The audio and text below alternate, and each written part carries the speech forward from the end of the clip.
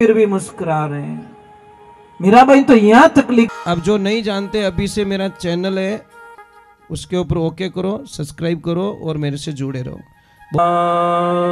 की उमापति महादेव की, भागवत महापुराण की, गौ मात की, पधारे हुए सभी भक्तों की, सभी कार्यकर्ताओं की, आयोजक कर्ताओं की राधे राधे राधे राधे।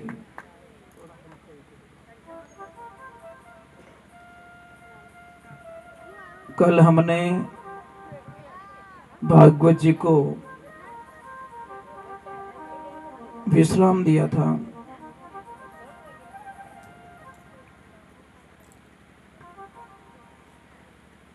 भगवान चलने लगे हैं, मंडली बनाई है और अपने मंडली का काम उन्होंने बड़े पूर्ण तरीके से आनंद ले रहे हैं।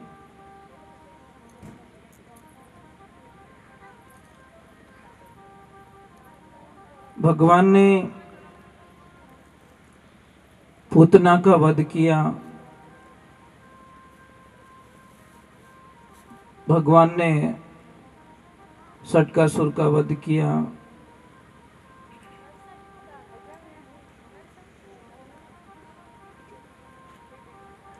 एक बात हमेशा ध्यान रखना, संसार क्या है?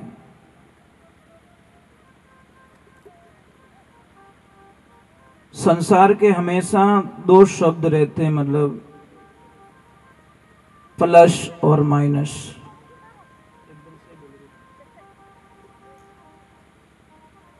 जहां प्लस होगा वहां माइनस जरूर होगा।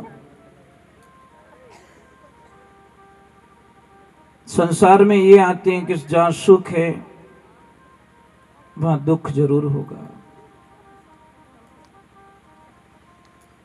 क्योंकि एक पॉइंट से गाड़ी चल नहीं सकती ना। जहां सुख है तो वहां दुख जरूर होगा।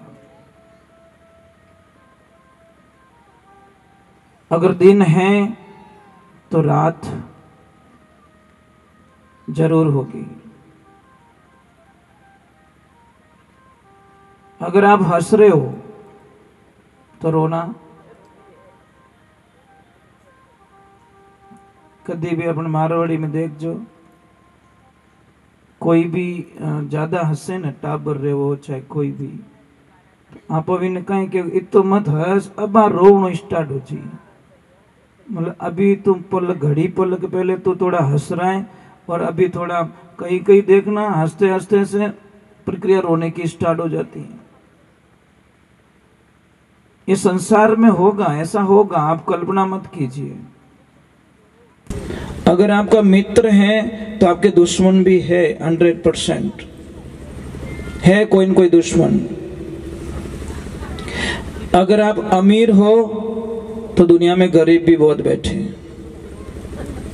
एक जैसी परिस्थिति आपको कभी नहीं मिलेगी। एक बात ऐसी है, जो परे हैं दुनिया से,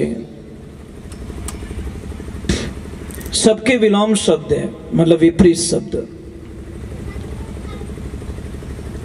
एक बात बता दी, आनंद का, आनंद का विपरीत शब्द बताओ कोई। आनंद का शब्द है ही नहीं। आनंद से परमानंद बनेगा, परमानंद से ब्रह्मानंद बन जाएगा, परंतु उसके विपरीत जो आनंद की दिशा में जाए। तो भगवान प्रकट हुए तो सबको आनंद हुआ है। क्या हुआ? आनंद, परमानंद, ब्रह्मानंद। भगवान ने पूतना का वध किया। एक बात हमेशा ध्यान रखना, मंदिर बनाना कोई बड़ी बात नहीं है। 2 करोड़ 5 करोड़ 7 करोड़ लगा पे कि लोग मंदिर बना देते हैं, पर अंदर पूजा कर रहे हो कि नहीं कर रहे हो वो बहुत बड़ी बात है। और हमने कई जगह देखा मंदिर की प्रतिष्ठा नहीं होती, नहीं, उससे पहले लोग क्या करते हैं, वो ऑटोमेटिक घंटी है, बाजा है, उसका ऑर्डर दे देते हैं।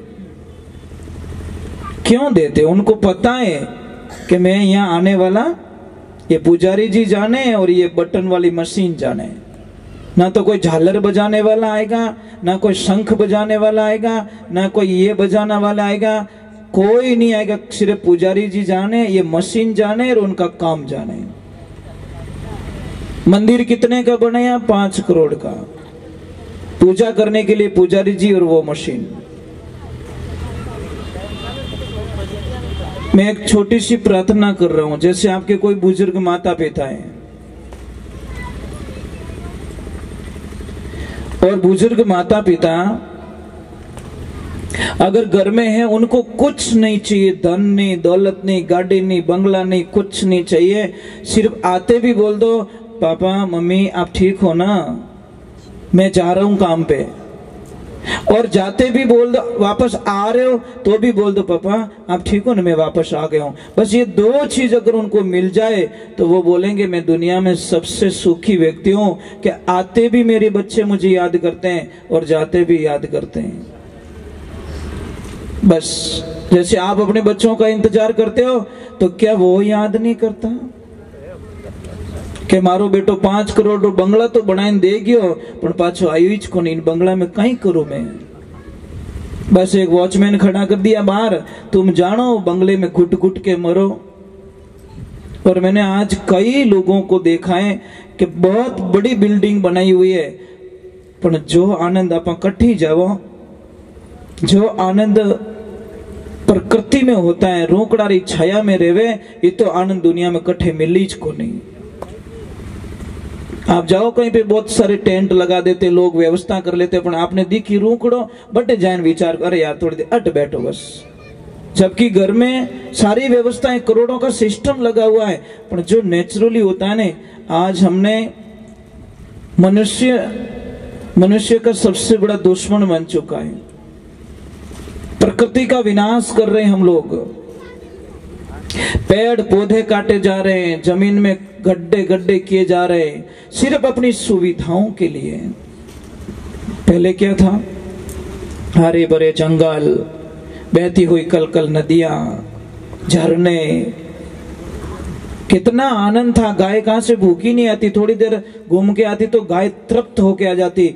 आज गाय नजदीक नजदीक में जाती है तो शायद उसको क्या मिलता? कुछ नहीं मिलता साहब। सबसे ज्यादा नुकसान मनुष्य ने पहुंचाया है प्रकृति को। कितनी पेड़ पौधे काट लिए। आप कभी जल देवता की पूजा करते हो? जल के लिए कभी आह्वान करते हो, यज्ञ करते हो कि नहीं जल नहीं होगा तो कल नहीं होगा? क्या कभी शुद्ध वायु के लिए यज्ञ किया, आपने प्रार्थना की कि नहीं मैं शुद्धिकरण के लिए यज्ञ करूं? घर के लिए यज्ञ करते, मंदिर के लिए यज्ञ करते, उसके लिए यज्ञ करते। शुद्ध हवा के लिए यज्ञ क्यों नहीं करते कि नहीं शुद्ध हवा नहीं होगी तो मैं जीऊंगा कैसे, प्रदूषण हो जाएगा। ये सारी चीजें हमको समझनी पड़ेगी। और सतयुग में इसीलिए लोग सुखी थे, क्यों? कि शायद ये व्यवस्थाएं नहीं थी, प्रदूषण बिल्कुल नहीं था, बीमारियां 90% लोगों को बीमार नहीं होते थे। और जीवन कितना था सतयुग में? सतयुग की उम्र थी 17,28,000 वर्ष, और लोग कितना जिंदा रहते थे? 1 लाख वर्ष का एवरेज था। कितना? 1 लाख वर्ष तक वो जिंदा। आज भी देखिए, आज की तारीख में भी, इस कलयुग में भी सांप शायद 1000 साल तक जीता है। अगर उसको कुछ ना हो, बीमार ना हो, कोई मार ना दे, तो वो 1000 साल तक जिंदा रहता है। और कछुआ शायद 300 वर्ष तक जिंदा रह सकता है। अगर कुछ ना हो, एक्सीडेंट ना हो, कोई बीमारी ना आए, कहीं पे कोई चोट ना लग जाए, तो 300 साल तक, इस कलयुग में भी कछुआ 300 साल तक जिंदा रह सकता है। सांप 1000 साल तक जिंदा रह सकता है। परंतु एक बात का ध्यान रखना, सांप 1000 साल जी के भी जो नहीं कर सकता, कछुआ 300 साल जी के भी वो जो नहीं कर सकता, हम 50-60 साल की उम्र में कर सकते हैं। ये मनुष्य के पास में सबसे बड़ी ताकत बताई गई शास्त्रों के अंदर। जो 300 वर्ष में वो नहीं कर पाएगा, जो 1000 साल में सांप नहीं कर पाएगा, वो हम लोग सिर्फ 50-60 साल की उम्र में वो कर सकते हैं। पर रास्ता बदलना चाहिए, हमारी पॉजिटिविटी सोच होनी चाहिए। क्या नहीं कर सकता इंसान। तो सतयुग में उम्र 1 लाख वर्ष की, उम्र भी बहुत थी, 17,28,000 वर्ष। उसके बाद में घट गया थोड़ा, त्रेता आ गया। और त्रेता में कितनी उम्र हो गई?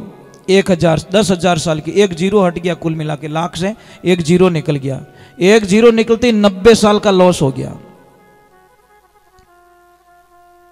990 साल का कितना, 99,990 साल का लॉस हो गया है।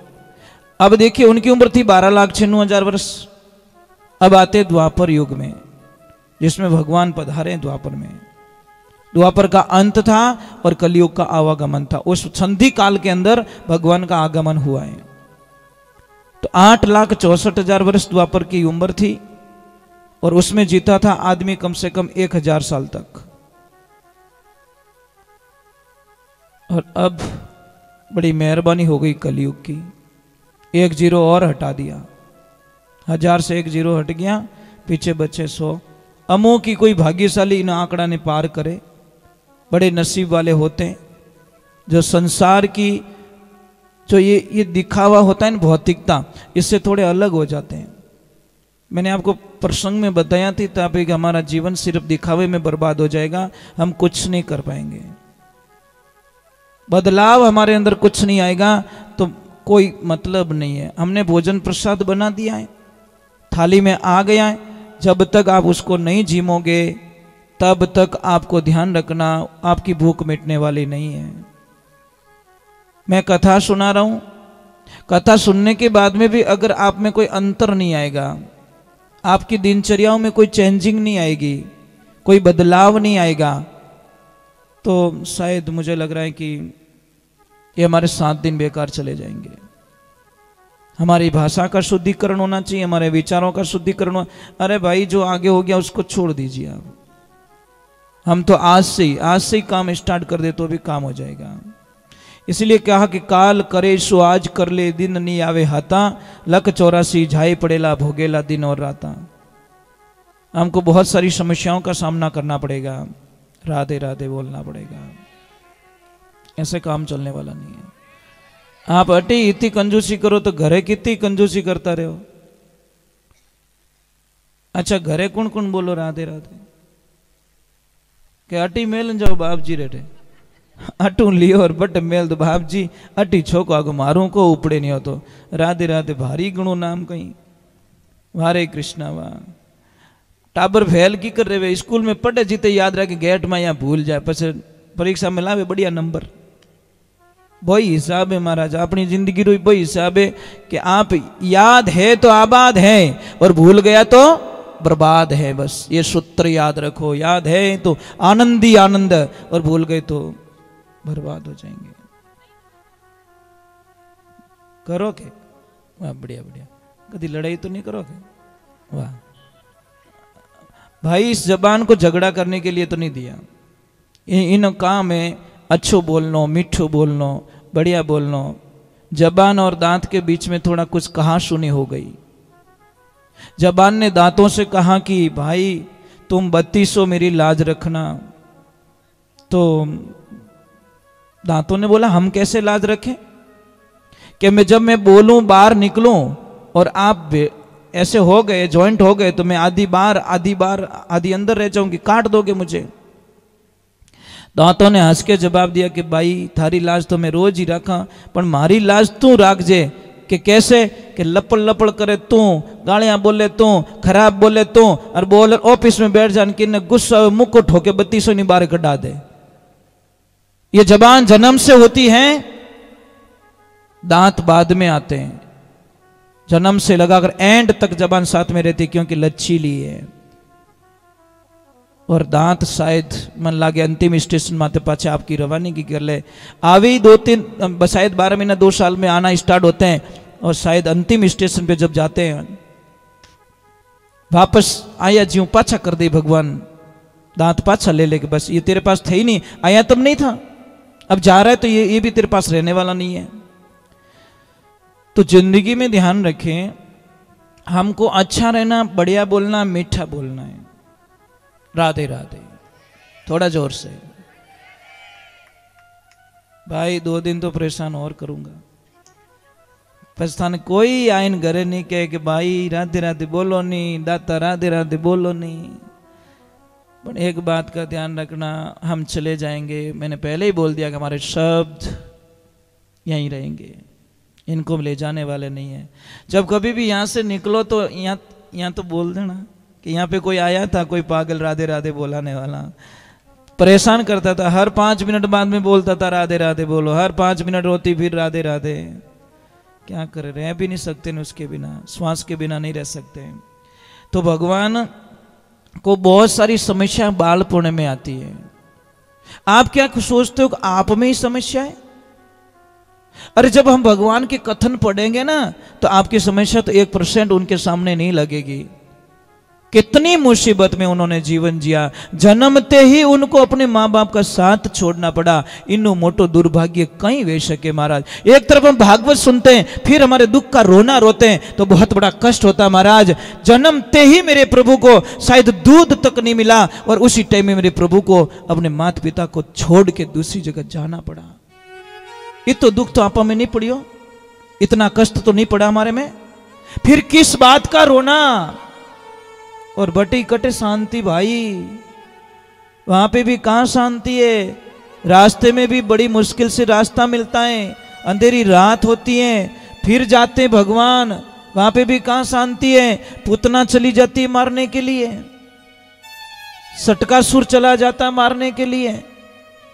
कितने कितने राक्षसों को बालपने में भगवान ने भेज दिया मारने के लिए। आप सोचते हो भगवान का जीवन बहुत अच्छा रहा होगा? भगवान श्री राम के जीवन को देख लो, कितना कष्ट। पिताजी को ये भी नहीं बोल पाए कि पिताजी मुझे वनवास क्यों दे रहे हो, कुछ नहीं बोला, सिर्फ इतना बोला ये मेरे पिताश्री का वचन है, बस निकल गए वन को।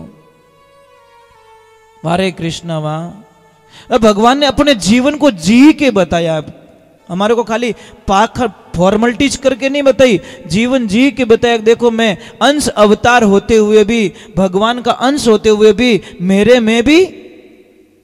इसीलिए किसी ने लिखा, समय का खेल निराला भाई, समय का खेल निराला, समय के आगे झुकना पड़े, चाहे कितना बड़ा बलवाना, झुकना पड़ेगा। कभी फीलिंग मत करो, दुख आए तो भी प्रभु का प्रसाद।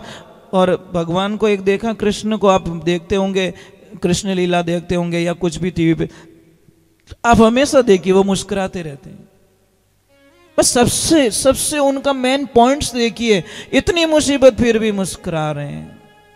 मीरा भाई तो यहां तक लिख दिया, हरि सोहनी सूरते मोहनी मूर्णते गुगर वर्णा केस। वाह भगवान, क्या लीलाएं तेरी, बस तेरे बिना नहीं रह सकती। सोहनी सूरत मोहनी मूरत गुगर वर्णा केश।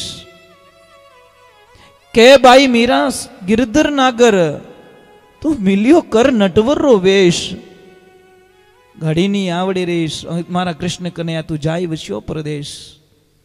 मारे भगवान वाह।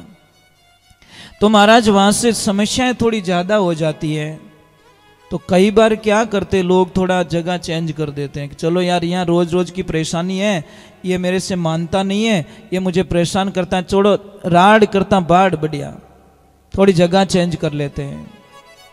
तो देखिए कोई पति पत्नी बड़े आराम से रह रहे हैं, माँ घर पे रह रही है।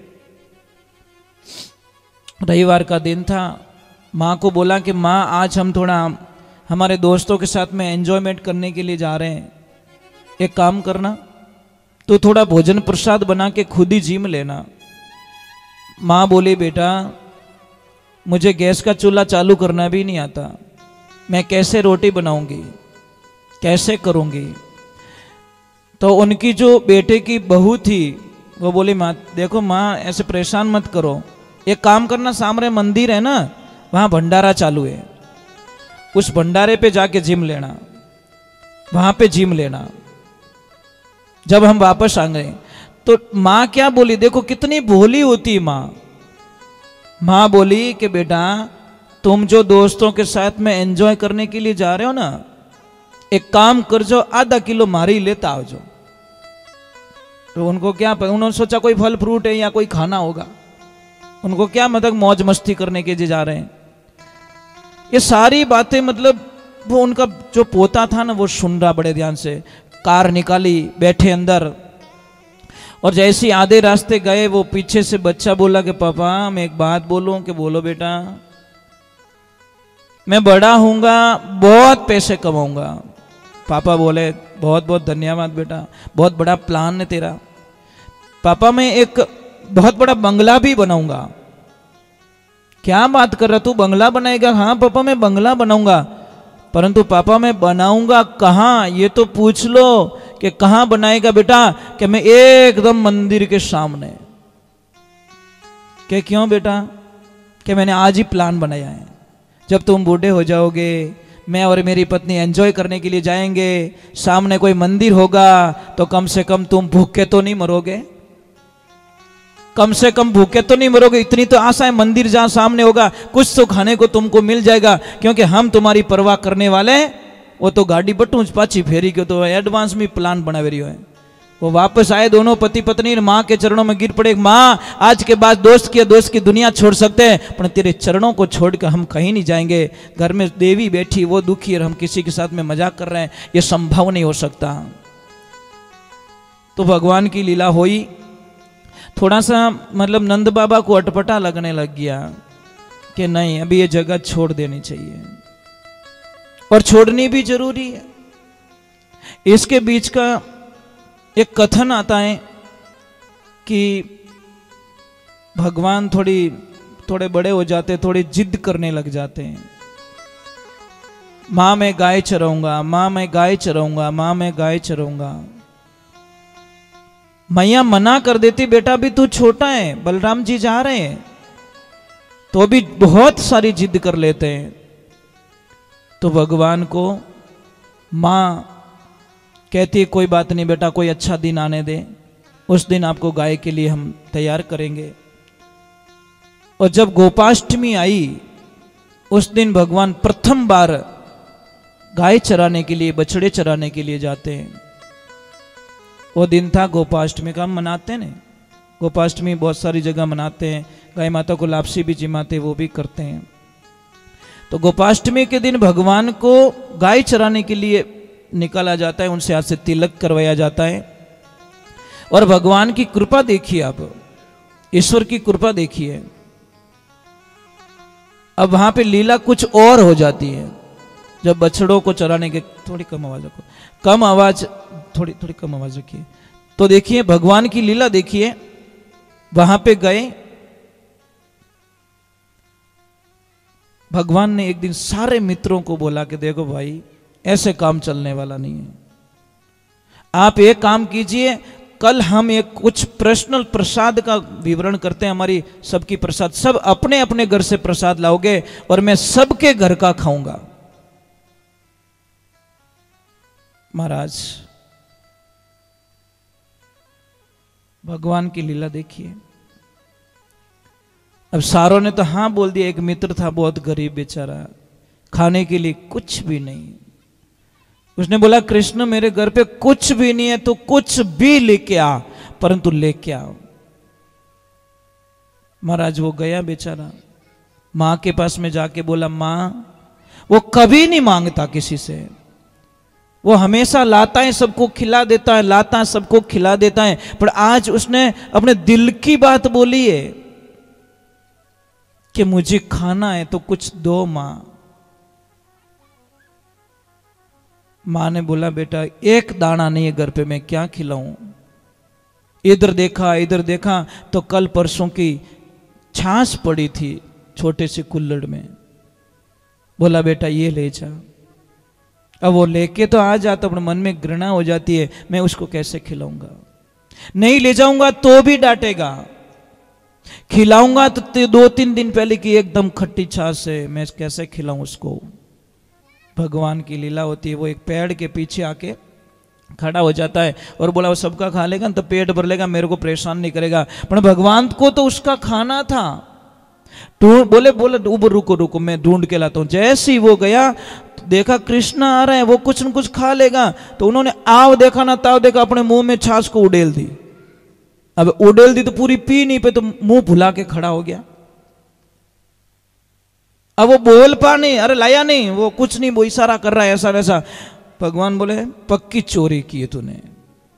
भगवान ने कुछ नहीं देखा, ऐसे दोनों हाथ करके ऐसे लगाया ना जोर से, क्योंकि मुंह तो पैक था, जोर से लगा कि लॉक खुल गया। और जैसे ही लॉक खुला तो वो छाछ कहां गई? भगवान के मुंह पे। और जैसे ही भगवान के मुंह पे गई, बोले वाह वाह वाह वाह, क्या आनंद आया, क्या प्रसाद लेके घूम रहा है, चोरी चोरी अकेले खा रहा है। ये सारा दृश्य देख दिया ब्रह्मा जी ने। और ब्रह्मा जी को घृणा हो गई कि ये भगवान नहीं हो सकता, ये भगवान हो ही नहीं सकता। मैंने तो भगवान के दर्शन अलग रूप में किए थे, लगता तो वैसा ही है, पर ये नहीं हो सकता, ये भगवान नहीं है। क्योंकि जब जन्म हुआ था मैं गया था, अवतार हुए थे मैं गया था, मथुरा गया था, मैंने भी फूल बरसाए थे, दर्शन किए थे, परंतु मुझे शंका हो रही है ये भगवान हो ही नहीं सकते, ये मेरे नारायण नहीं हो सकते। ब्रह्मा जी को शंका हो गई। तो अब देखो ग्वाल बाल सब गायें चरा रहे हैं, कोई क्या कर रहा है, कोई क्या कर रहा है। वहीं पे एक कथन आ रहा है, देखिए तो थोड़ा गुणगान कर देते हैं।